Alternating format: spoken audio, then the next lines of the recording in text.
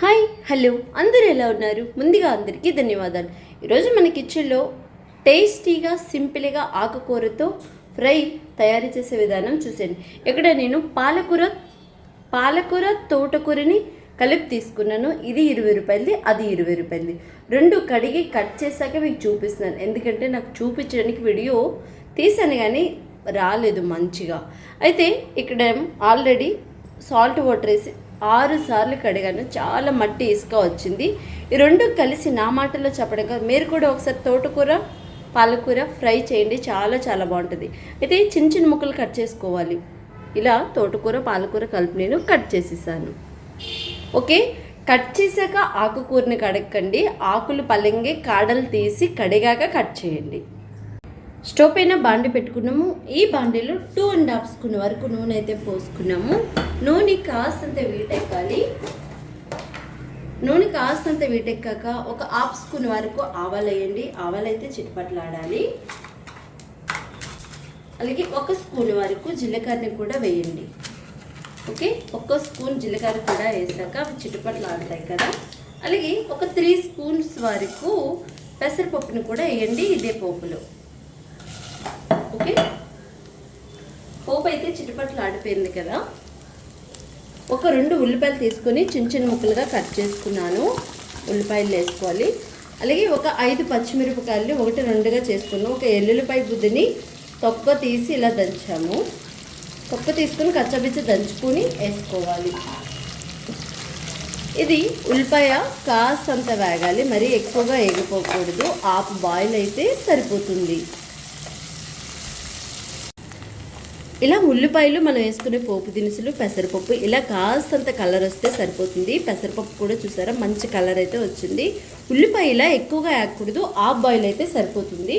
ఇప్పుడు మనం కట్ చేసి పెట్టుకున్న పాలకూర తోటకూర కూడా ఇందులో వేసుకొని మగ్గించుకోవాలి. ఇందులో ఆల్రెడీ ఆకుకూర అనేది మన ఆరోగ్యానికి చాలా చాలా మంచిది. మన ఛానల్లో చాలా ఆకుకూరలే ఉన్నాయి. ఎందుకో తెలీదు, జనాలకి ఆకుకూరలు పెడితే నచ్చట్లేదో ఏమో తెలియదు, కానీ వీడియోస్ అస్సలు చూడట్లేదు.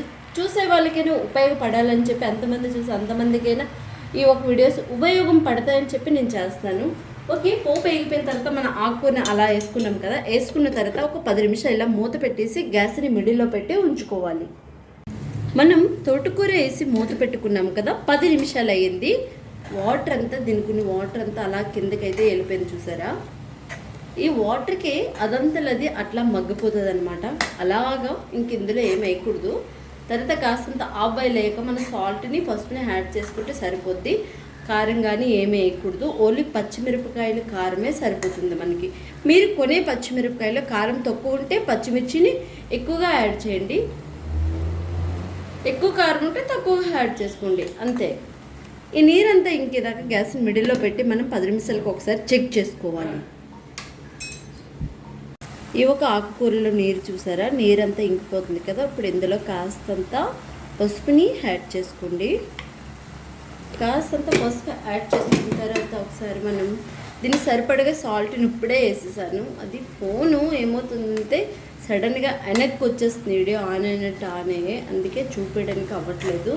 అది మర్చిపోతున్నాను మళ్ళీ చెక్ చేసుకోవడం. వీడియోని కొంచెం అలవాటు అవ్వాలేమో.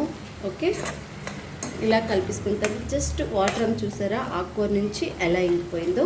మనం ఇప్పుడు గ్యాస్ని మిడిల్లో పెట్టుకొని ఇప్పటిదాకా ఈ ఆకుకూరని వండుకున్నాం కదా. ఇప్పుడు గ్యాస్ని సిమ్లోకి తెచ్చుకొని ఇది ఇంకా తడి పొడి అయ్యేదాకా మనం సిమ్లో ఒక 15 నిమిషాల దాకా ఉడికించుకుంటే సరిపోతుంది. మన తోటకూర పాలకూర మిక్స్డ్ కర్రీ రెడీ అయిపోయింది. చాలా చాలా బాగుంటుంది. చూడండి ఎంత అంటే ఎంత బాగుంటుందంటే చాలా బాగుంటుంది. వేడి అన్నంలో వేసుకుని తింటే. ఆకుకూరలు వీక్లీలో 1 డే ఉండేలాగైనా, మంత్లీ 2-3 టైమ్స్ ఉండేలాగైనా చూసుకోండి. ఆరోగ్యానికి చాలా మంచిది. పిల్లల మెదడు కూడా సురుగ్గా పనిచేస్తుంది. ఈ వీడియో మీకు నచ్చిందా? ఒక లైక్ చేయండి, షేర్ చేయండి. ఇంకా ఎవరైనా సబ్స్క్రైబ్ చేసుకోకపోతే సబ్స్క్రైబ్ కూడా చేసుకోండి. ఆరోగ్యమే మహాభాగ్యం అని అందరూ గుర్తుపెట్టుకోండి. ఆరోగ్యమే మహాభాగ్యం అంటే ఆరోగ్యం అనేది మన చేతుల్లోనే ఉంది. మంచి ఆహారాన్ని అందరమే కలిసి ఓపిక సహనంతో ఇంట్లో మంచి ఆహారాన్ని తయారు చేసుకుందాం. అందరమే ఆరోగ్యంగా ఉందాం. నెక్స్ట్ మంచి సరుకు తీడితో మళ్ళీ కలుద్దాం. అంతవరకు మీ అందరికీ బాయ్ బాయ్.